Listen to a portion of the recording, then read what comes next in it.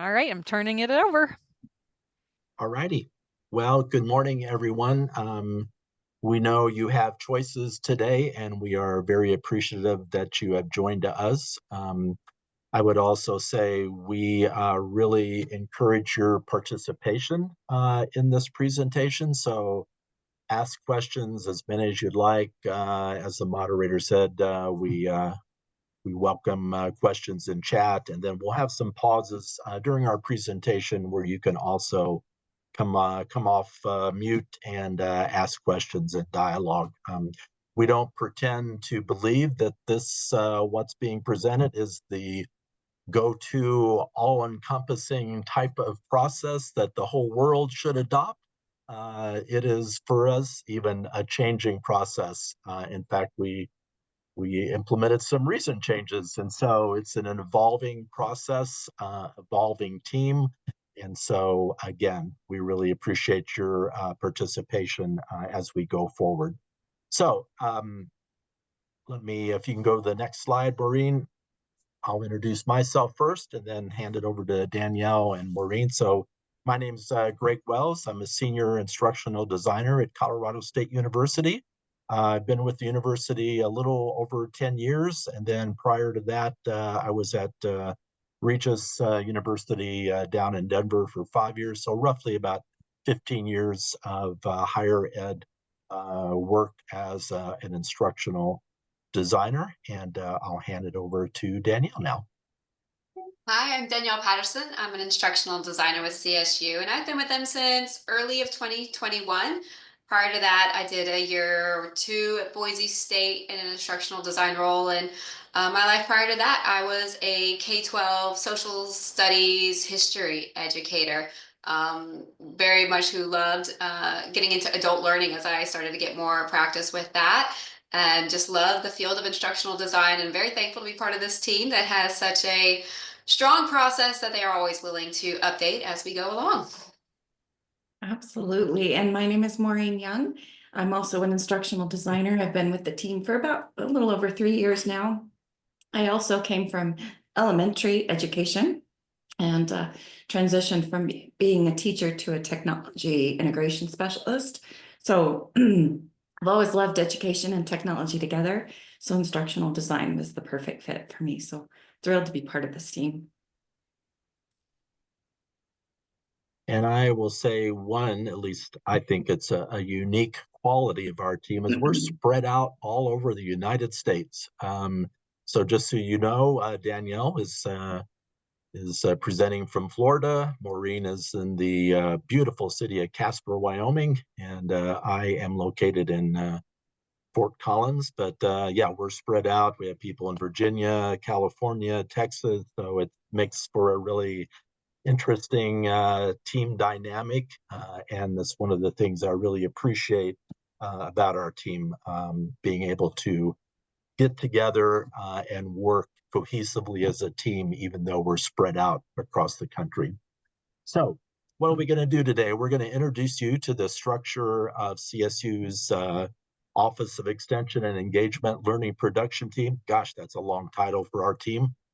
We became part of Extension Engagement, I want to say maybe about 4 years ago, roughly. And so we have this long title for our team. And then we're going to identify some of the ways that our team in the past, currently, look at improving the efficiency and quality in our online course offerings at Colorado State University. And as I mentioned at the beginning, this is an evolving process. So we're giving you the April 10th, 2025 version. And if you come next year and we present again, it might look a little different, but here's where we are today. So I believe it's off to you, Danielle, is that right?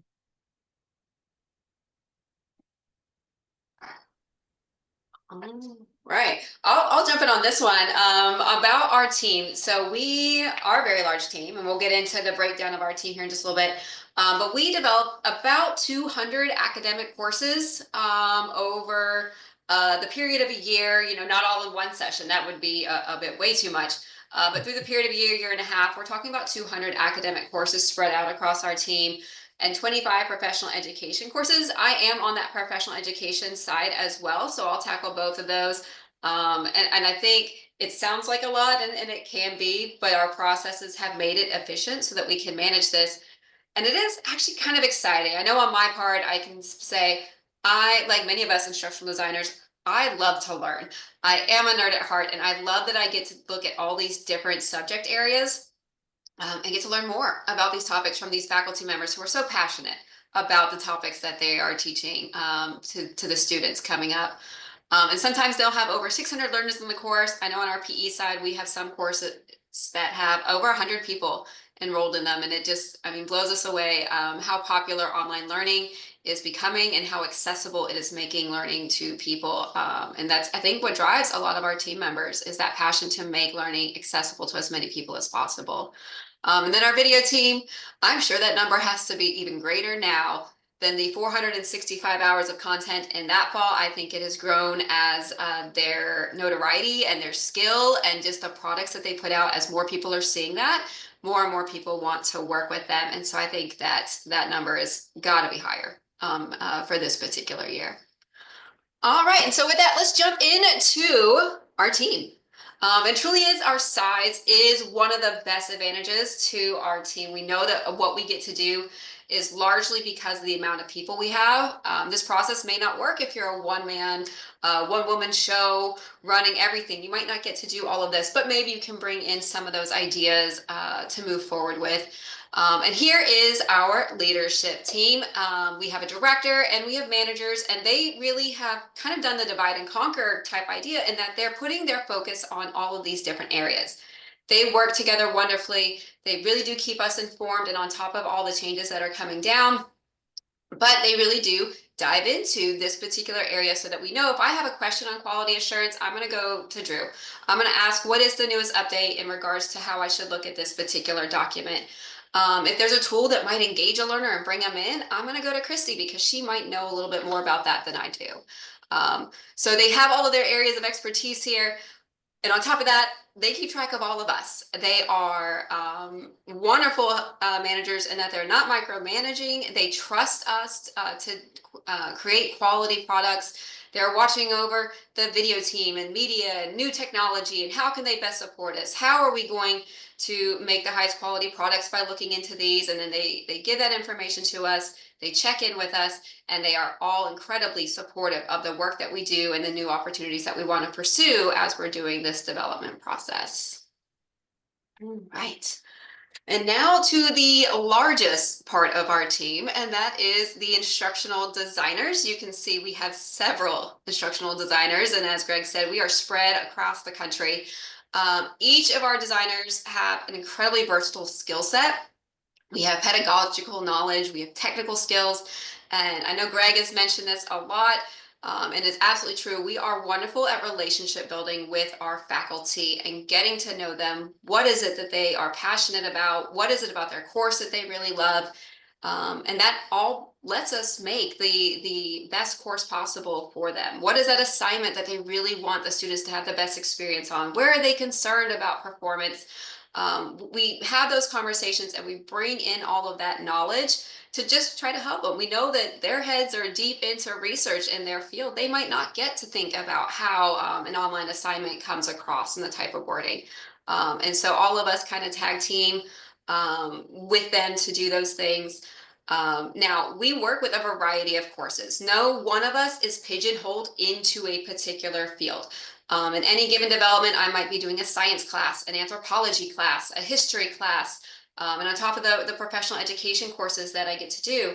And I think by opening us up that we're not just assigned to one college, one school. Now, that's not to say we don't have our repeat instructors who really love to work with us. We do get pretty skilled in certain areas. It allows us to take on more. So let's say Julie here, let's say she was particularly skilled at developing the engineering courses. If we have a year that's full of engineering courses, it's not just Julie doing that work. All of us can jump in and work on those particular courses. And so we work with them all. We're coaching them on best practices and building out those complex ideas that the instructor may have. They might have a big dream. I'd love to do this. And we find a way to make that happen as long as it's copyright compliant and, privacy laws and all of that. And by having so many instructional designers and giving us the opportunity to work with all subject areas is one of the big reasons our team can take on so many courses at any given time. All right. And to our next group, our course developers. So this particular role is generally designed for those who are moving from maybe a K-12 background, a different type of educational background, and they want to go into the instructional design field. And we see that promise. We see that they know the basics and they're really almost there. So we're going to give them the opportunity to practice in this particular field. We're going to assign them courses, just maybe not as many. They might have 3 or 4. And in their role, they're learning all about the tools that we use, all about our practices and our processes. They're exploring some new tools even for us. Some of them have been able to dive in and say, hey, I found this. This is really cool. Let's find a way to integrate it. And so they get a lot of opportunities to both learn what we do and find ways to help our team advance while they're at it. They will also be helping the IDs. So maybe we're getting through and I just really need help with updating a PowerPoint for an instructor, or maybe I need to build something in Canvas and I just don't have the time right now. They are a wonderful resource. They jump in, they learn the tool, they see some good processes for how I hand off a document, they see what a strong quiz and assignment looks like, and they help me out by taking some of that, administrative time that I can now spend talking with my instructor about something else. So wonderful role. We always love to have new course developers come on. All right, our next group is truly wonderful behind the scenes support for all of us. It is our LPOS team, which is those 2 lovely ladies at the top. Our instructional technologist, Jesse Thompson, if you were in a session with me yesterday, he helped lead that discussion. And then some course build assistants, which we don't have an image of because there's so many of them. And truly, I don't think we could do anything that we do to the level we do without these individuals. Particularly LPOS, they take on a lot of those must-do tasks across multiple areas that keep our team really running at a high level. They take on and monitor our projects. They're documenting our processes, our procedures, and they're kind of thinking about things we might have forgotten because their brain space is in a different area. And all of those documentations that they do allow new people to just jump in and get started because they are so detail oriented. They complete quality assurance checks for us, both academic and professional education side. And they really do so much more. I don't think I have the time to list everything that they just jump in and take on for us. And we get to do more as a team because they're there. And our instructional technologist, you can never say enough good things about. He truly is our go-to for tracking changes and updates to the LMS or our video tools or new tools that are coming out that might be useful. He answers so many of our questions. Why isn't this technology working? What am I doing wrong? And he does so in the most polite and patient way with all of us. What should I be concerned with privacy-wise? How can I integrate this tool into Canvas? Can I integrate it into this? Why is my instructor having issues with this? And then at the end of the development, he's our front line in communicating with the instructors. We hand off our courses. We tell them, have this. We hope it goes great. If you need anything, email this. And Jesse is the email this. And he is wonderful with responding to them, any particular question, or directing that question to maybe someone who could answer it a little quicker or jump in and fix it a little bit faster for our instructors. And then not shown, but definitely not to be forgotten, is our incredible team of student course build assistants. They are a great resource for us to hand off quiz builds, page builds, document reviews, honestly, so many more projects. I've sent them, I need to convert this Prezi to a PowerPoint. Can you do that for me? And they jump right in and get that done. We've kind of tested everything they can do, and they're always willing to jump in and make our lives easier for us, right? And then definitely want to highlight our video team. They produce truly standout videos. They do lecture videos, virtual field trips, lab experience, 3D walkthroughs. They got it's a Matterport, not a Matterhorn, Matterport. And getting to kind of see that set up and the way that you now get to walk through an office, the way you get to work through a veterinary experience by having those cameras set up. And on top of all the technical skill that they bring in editing and shooting videos, they really excel at making our faculty comfortable and educating them on what makes a good video. They've hosted a couple of different training sessions on those as well. I don't know if we have time to show the video of their services to see some of their awesome work. I think maybe should we go ahead and show it, and then I think it'll be worth it. So that because always worth it to see their work. okay, let's do it.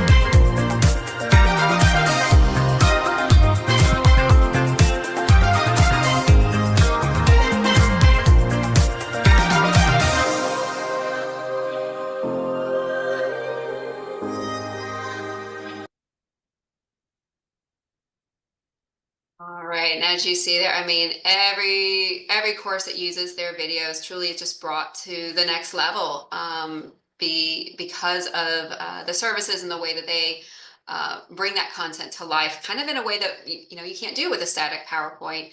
And I know this was kind of a quick go through of all of this, but truly the size of our team and the people that we're made up of, we really are a great team. We are also thankful for this team that we get to work with.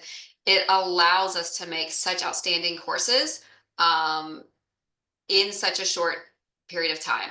We'll get into those processes and what that time frame looks like in the next section. So we'll have some questions about times for question here, but if it's any questions about processes and time and everything like that, we are going to cover that in the next half of this presentation. But we do want to highlight our team because it's I think a huge part of why we're able to do as much as we do. So with that, we'll kind of look to see if there's questions in the chat, or if you want to come off mute about any questions about what we've talked about so far. Again, we're going to talk about processes and timelines in the next half of the presentation. Do you have any student workers helping with video editing, or is it just the 5 full-time people? I believe they have some student workers who do come in and do some of the editing. I think so too. We used to have a group of them that were totally devoted to transcripts, but we have Echo 360 that allows for pretty accurate transcription now. And so I think they've kind of shifted their roles a little bit with the course build assistants. Yeah.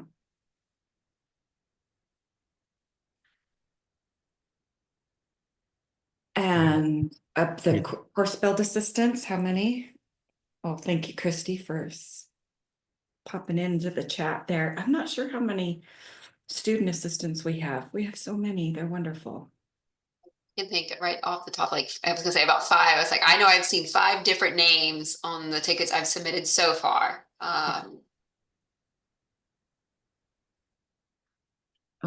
Christy is one of our members of our leadership team. So Christy, thanks for answering the questions, and feel free to keep on doing that. We're not paying her or anything. So. No, she gets nothing out of this. I know, boy, oh boy. Okay. Oh, and Drew, thank you so much. Awesome. We have such good managers that are supporting our team, and they didn't pay us to say that either. So I'm going to go ahead and get started into kind of the process of everything, but keep your questions coming in chat for sure. So we're going to watch another video that kind of summarizes the whole process, and then we'll go into each of the elements a little bit deeper. But this video is also a really nice example of the amazing work that our video team and our instructional technologist can do. So it's just pretty short and sweet.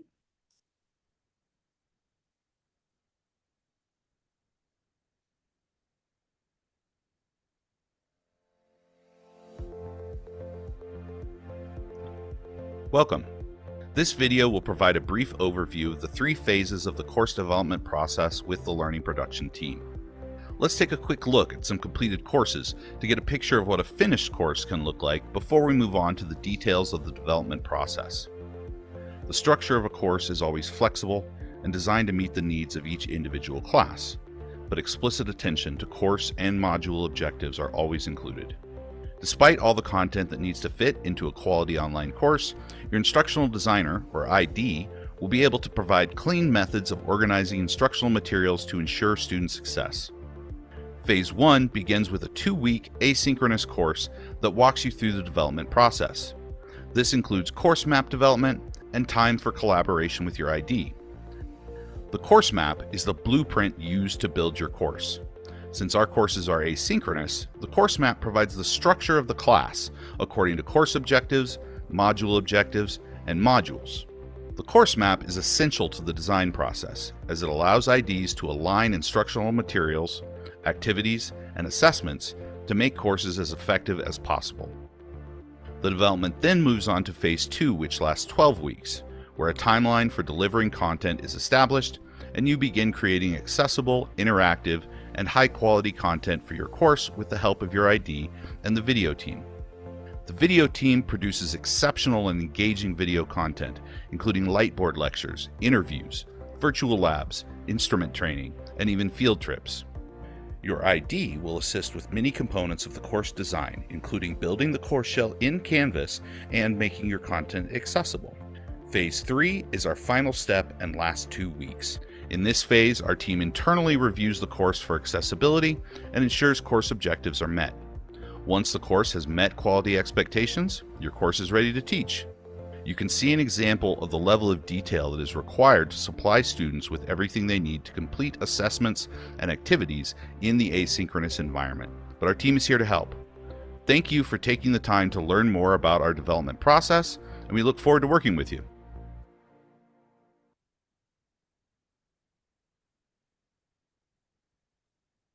So I'm just going to go into a little bit more detail about what Jesse mentioned in the video.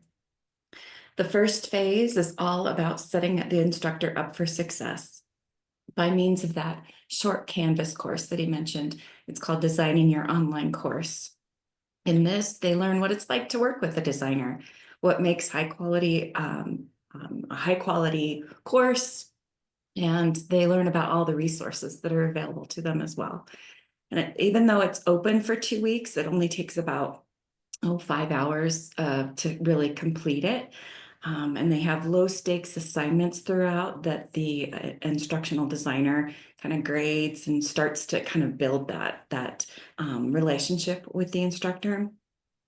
And then they get started on that course map while they're in that course.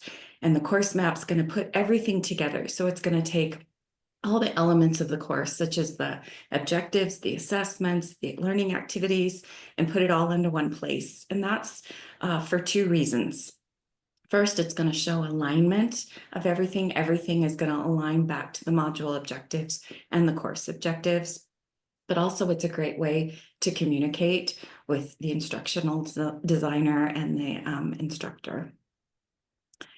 And then after they get through that Canvas course, then they move on to Phase 2. This is when we meet with the designer to talk about the big picture details about the course and the development period itself. We kind of set up some a timeline of deliverables, and we'll talk about that here in a minute. We also talk about the tools that they're going to need, the assignments, the media, materials, but most importantly, we're just wanting to get to know each other and start to build that relationship. If the instructor wants to utilize our media services, we schedule that early so they have ample time to get into their appointments and get those videos completed. So let me show you an example of a timeline. Now, as Greg mentioned at the beginning of our presentation, we've kind of moved away from a really structured timeline with instructors, but we still kind of keep this in the back of our mind, knowing that this timeline really helps the instructors kind of progress through their development. And so we tailor what's due at each deliverable with the course and the instructor. And we get to know that during that first concept meeting, where we consider the course content, what's already available, what's needed, as well as the instructor's schedule. And we can customize a plan for successful development for every instructor. So at that 25%, we're kind of settling into the course. Ideally at this point, the instructor has kind of a high level of detail of the course. They know what the topics are, the objectives for every module, maybe some large assignments in the final projects and that sort of thing. What activities they're thinking that they want to include. And sometimes they're going to have their full syllabus at this point, which really gives them a good guidepost. And then by the middle of their time with us during this time, they've selected all their materials, they're creating their lectures, they've gathered their materials and resources. We're really firming up those discussions and activities that they're going to have throughout the course. And the instructors are working on their videos as well, because that 75% deadline does have a strong deadline to finish any videos that they're creating with our video team, so that the video team has time to edit all of those videos. And so that it's really important to get them at that 75%. So ideally at the 100%, we're really just finalizing things. They're just kind of creating any lingering activities or making sure that it's all kind of come together. Throughout the whole process, the designer's been adding content into the course within 1 week of receiving it. So we're not waiting until that 100% deadline to actually start building the course. We've been building it systematically throughout all this time. And we've been in constant communication with not only the instructor, but also the video team, those course build assistants, all of those invaluable members of our team, just to keep that development flowing. And then we're ready to review. So we have a two-step process in our reviews in phase 3. Our team has a strong commitment to accessibility. And so our first step is the accessibility and design review, which considers elements of best practices and accessibility and course design. This is something our team's pretty passionate about. So we look to go beyond those standards already included in the Quality Matters rubric. We firmly believe that a course is going to be as accessible as possible to all participants. So the designer submits the course and tells the reviewer to look for any oddities or exceptions, or perhaps something to look for in the course that's kind of special, something that we've done that will really impact the learners or the instructors themselves, and something we're kind of proud of. And then any required changes found from this quality check must be completed before the course can move on to the QM review. So Greg, you're up to tell us a little bit more about Quality Matters. Great. If I may just step back for a moment. It's not often you get to toot the horn, but I just need to let everybody know that's participating.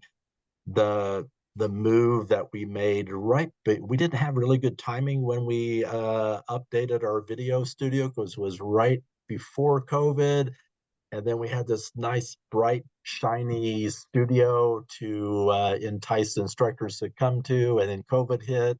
So it was weird timing, but I can just tell you from my experience, and I think Danielle and Maureen would support this as well. It's so refreshing to sit across the table from a faculty member who may be a little hesitant in terms of, gosh, I don't know how to present my content, or gosh, I wish I could do this, and to be able to sit on the other side of that table and say, well, your wishes have been granted. We can come to your office, we can come to your lab, we can go up to Rocky Mountain National Park, we can even go out east to Burlington, Colorado. We can go anywhere that you feel your content could be best presented, and that's just such a refreshing option for faculty. And I think we bombard our video team. they're probably overworked, but that's good because we produce really good content through that team. So that was my tooting of the horn. So as Maureen spoke about, we adopted the Quality Matters review rubric, I would say probably, I don't know, 6-7 years ago, I think. We used to have a kind of an internal quality rubric that was sort of kind of based on Quality Matters. And then we made the plunge to just go ahead and sign up, get training, and participate in the Quality Matters standards. One of the things we first recognized during training and shortly thereafter is that, hey, we can actually build templates within our learning management system, which in our case is Canvas. We can build templates that actually support the Quality Matters standards so that we don't have to reproduce those every time we develop a course. I think last I checked, we were roughly around a third, so about 33% of the standards that QM has in their work book are covered by the templates that we have created, which is great. They're done. We don't have to, we can just check that one off as we go through the review. So that's a great thing. And then I think over the course of time, our instructors that we work with have grown accustomed to what we're doing with Quality Matters. And I think maybe each of the instructional designers may communicate this a little bit differently, but when I tell faculty, I say, hey, QM is on me, not on you. So if we get to the end of a development cycle and your course bombs, the Quality Matters review, nobody needs to go anywhere but right here, because I did not prepare your course adequately to meet those standards. So I won't say that it's just the slam dunk process, but in many respects it is, because we have developed our courses, our templates, and our communications so that it can be sign of a slam dunk. We don't want to get to the end of a development process and have that lingering over faculty. They're exhausted. We're exhausted. It's time to put the seal on the course and move on with life. And I would say we've had some discussion in the past about moving to the next level of Quality Matters with the nice little seal. We haven't had that discussion for a while, so I don't know if that's still in the books or not. But I feel very satisfied with the way we use the QM rubric. I feel our faculty are accustomed to it, and for our organization, it's working great.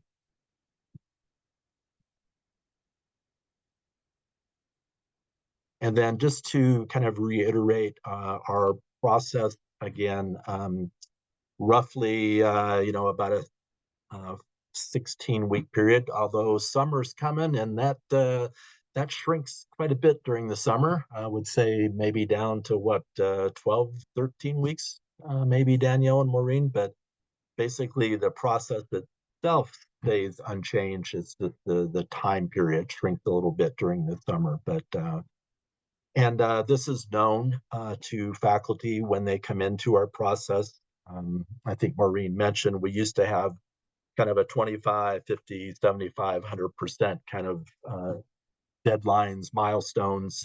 We kind of experimented with that this term. I can say a lot of my faculty still want that. Like I need I need a date uh, when you want stuff, because I'm teaching 3 classes, I'm doing research, I'm on a committee, right? Just tell me when you need it, and we can accommodate that.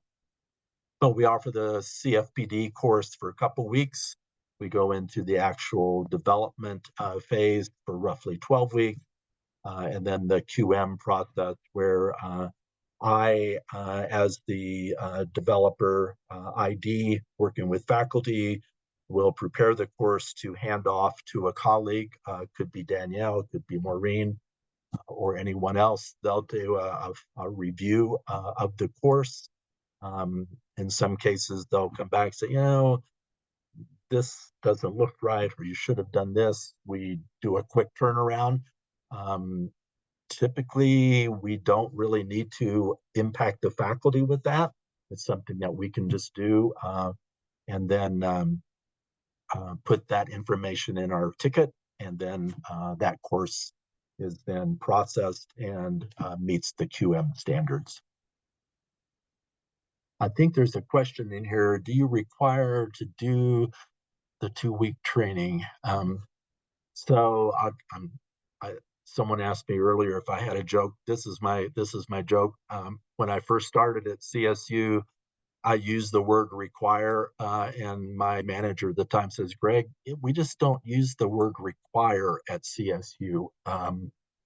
And so we highly encourage our faculty to participate in the CFPD. It's part of our process. In some cases, we may have an instructor that's developed a number of courses with us, and they're only required to produce a course map, so they can kind of skip through some steps if they wish. We always encourage that they go through it because there's always some new things. And I think, if I'm correct, it's roughly about 5 hours in length. If you just sat down on a Saturday, got yourself some coffee at 6 a.m., you'd be done by noon. So it's not something that actually takes 2 weeks to complete. You're exactly right. Yeah, and not overwhelming at all, Greg. And we are looking at piloting a new kind of experience for any instructor who's coming new to CSU, but is just being handed a course to them, and they're expected to know how to facilitate it, how to teach it. So we're trying to provide them kind of a little bit of a shift in that thinking there. It's not about developing the course that's already been done for them, but instead being able to facilitate and know the reasons why we do the things we do. So the templates that Greg talked about, the design that we've really put a lot of thought into. This course is designed to really help them understand why those pieces are in place. So we'll see how that goes. There's so many questions. This is good. Yeah. Another thing with the CFPD that I really like about it, they go through it, and we also know that they're doing it at the beginning of a busy semester. It's a wonderful resource to direct the faculty back to. And, we don't want to take up too much of their time in some of these meetings. But when they're asking a question of why should I include this? Is it really worth this kind of effort? How can I do it? Sometimes it's a how, and we can give some ideas, but we want to let them see more. We can direct them back to CFPD and say, hey, on this page, we really covered this. Maybe look at it again and see, now that you know more about the process, does this work a little bit better? How might you want to use that? And then it's a resource they can go back to as they are facilitating their course. Maybe they need to make some updates. It is something that they can go back to later on.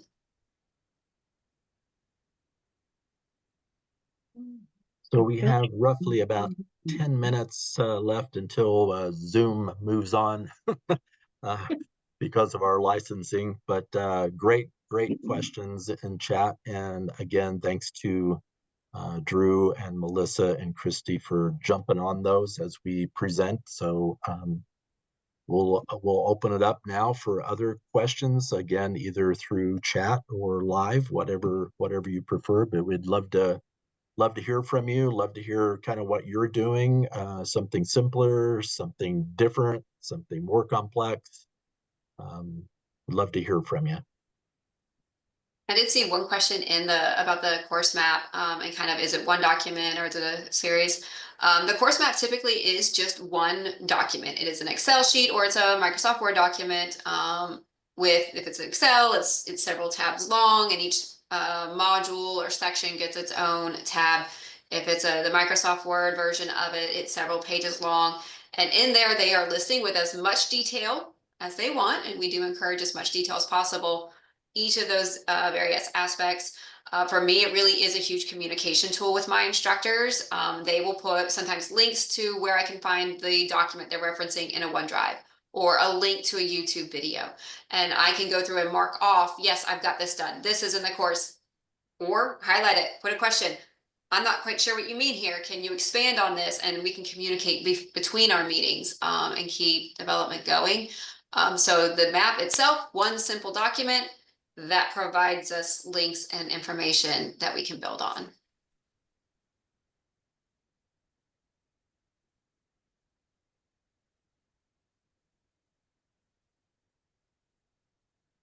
And if we missed any of your questions too, please just come off of mute or type them again.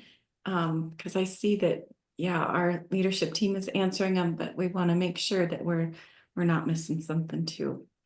Your leadership team is amazing. They've gotten every single question, at least once response. So kudos to them for being your co-presenters in the chat today. I do have a question. Can you explain again what the acronym is? And now I lost it because I was scrolling around in the chat, the CFPD. Can you just, what does that acronym stand for again? I think that's a university prescribed, if I had to make up what I think it is, I think it's like campus faculty professional development. Okay. I feel like that fits, and if it's not, that's what we're doing. That's what it is. No, I do know it. It's CSU Faculty Professional Development, which it really should be CSU FPD, but that's a mouthful. Close. Great, thank you. If I didn't know better, I would think Christy's trying to get a free lunch out of Danielle and Maureen and I, and I think we can accommodate. I think all three of them deserve a free lunch. Yes. Yes, just a great example of the support our team has across the board. I have another question. If somebody has already developed a course with your team, they're coming back for round 2, are they required to go through that training course? Or, I mean, I know you don't require anything because we don't really require much in higher ed at all. But are they encouraged to go through that again? Are they paid to go through that again? Or is that just a resource at that point for them to access? I can't speak necessarily to the paid part of it. I'm sure our leadership can talk to that. They are encouraged to go through it again in case something has, maybe been updated, maybe our tools have been updated, but they get to go at a much quicker pace. And typically, if they've developed with us before, especially now that, the time frame we've been doing it, if they've developed with a specific one of us again, a lot of them will reach out and say, hey, we're updating that course you built for me last time. Let's just kind of get jumped into it. Here's the updated course map. And then we walk them through, we'll submit that for them and get everything, all the boxes checked, as it were, for them. But it's a lot less stress, which isn't the right word, but I can't think of a better word at the moment, for those who are coming through that second time. And that is another process that we are piloting other ideas to see ways that we can make it more efficient for them and for us. But if they're willing to go through CFPD and even the shortened version, they get the stipend. Yeah, totally worth it. We're trying to, for the review process, review and updates. CSU Online has created this kind of stamp of approval that our courses have gone through this Quality Matters check and this A&D check. And it's, I think, a green seal. If I get that incorrect, they'll let me know. And so we're trying to encourage courses to go through that every 3 years. And so it's kind of up to the departments if they decide to come back and develop again and kind of refresh and renew. But yeah, we try to encourage that every 3.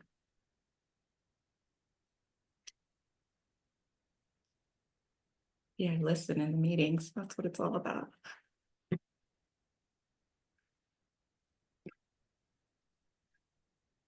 Maureen, we have about 5 minutes left. Do we want to show a course, or do we? Yeah. Would we not give them out? Oh, yeah, there you go. Just as an example.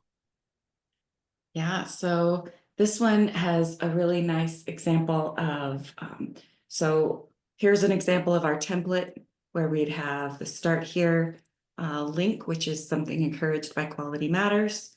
And then another example of all the templated information. So some sort of welcome from the instructor, and then all of the expectations that the student should go through. And as Greg mentioned when he was talking about Quality Matters, this covers a lot of the expectations of Quality Matters right away. So this course also has a nice example of the videos that are created by our video team, and just tools that we would use throughout. I'm trying to think of what I'm trying to say. Here's an example of the video. Really nice. In this scheduling module, you will grapple with the real overview videos, but done by the video team. Just amazing work. And then everything that we do is using either design tools or now Design Plus, and an AI statement as well. So something that we've been working on a lot is making sure that we have AI statements for our courses in here. And then the other courses, let's pull up, let's see. Here's the algebra course, Greg, that you were thinking about. After doing it, I think about it all the time. This just really brief. This was an interesting development, primarily because of the content itself, extremely complex. And the instructor really put in an enormous amount of time creating videos through our studio. And so it's a huge course in terms of content. And it's also the first time this course went online. And so I'm sure it'll be coming back in to kind of maybe reduce the amount of content. One thing that we didn't get to do is the instructor wanted to create an avatar to walk students through the course. And we just basically ran out of time to do that, but that might be part of the refresh if it comes back in. There's a lot of stuff there, Maureen.